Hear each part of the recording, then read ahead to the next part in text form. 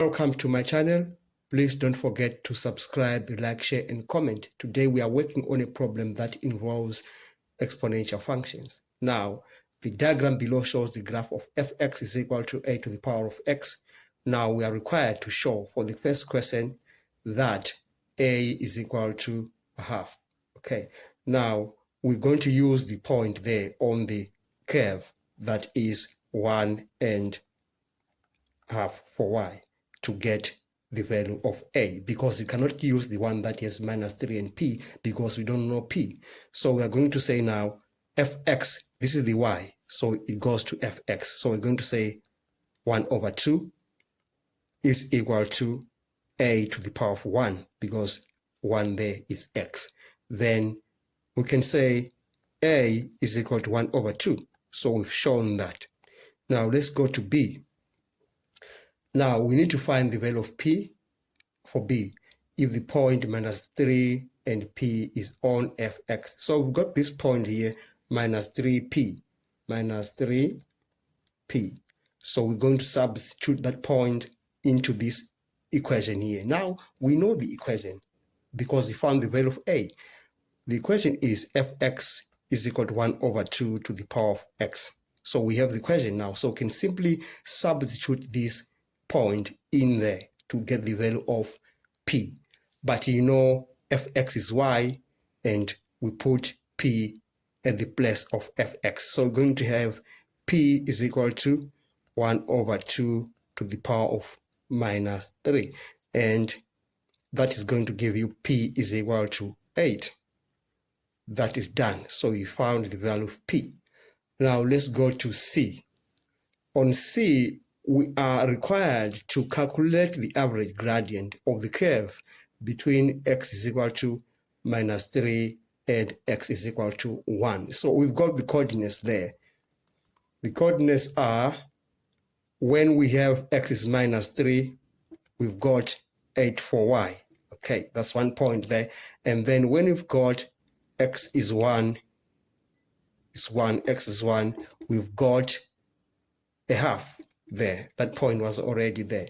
Now we need to find the average gradient, and you know the formula for gradient. The gradient formula is m is equal to y2 minus y1 over x2 minus x1. So we just have to use that formula there to find the average gradient. So now we're saying m is equal to y2. We can take this one, we say 8 minus this can be y1, then 1/2. So I can just list them.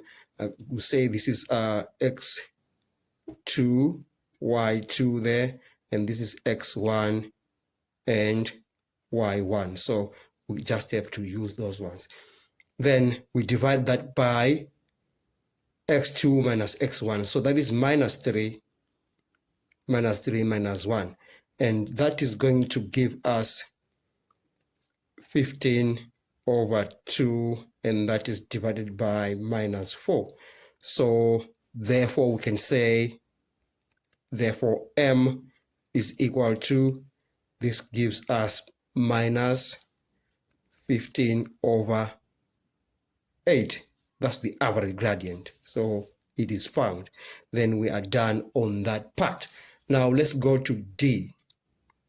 Now for d, we are required to determine the equation of the new function formed when fx is shifted 2 units vertically upwards and 3 units to the right. Okay, but now let's just write the original equation. The original equation is fx is equal to 1/2 to the power of x. Now, when you shift the graph vertically upwards 2 units, the value of p is positive. Actually, if you look at what I have here, let me just explain with this diagram. With what I have here, you see when you shift the graph upwards, p is positive. And when you shift the graph to the right, then a is negative, and the other way around. So just need to look at what I've just put here. It's going to help you. Okay, then I'll call the new function there, I'll call it gx, because it's no longer fx, so it has to have a new name. So I'll call it gx is equal to 1 over 2. You remember, we shifted the graph to the right. That is 3 units. So I'm going to have x minus 3. You see, that p changes to minus 3 because you're going to the right. But if you're going to the left, you're going to say plus 3.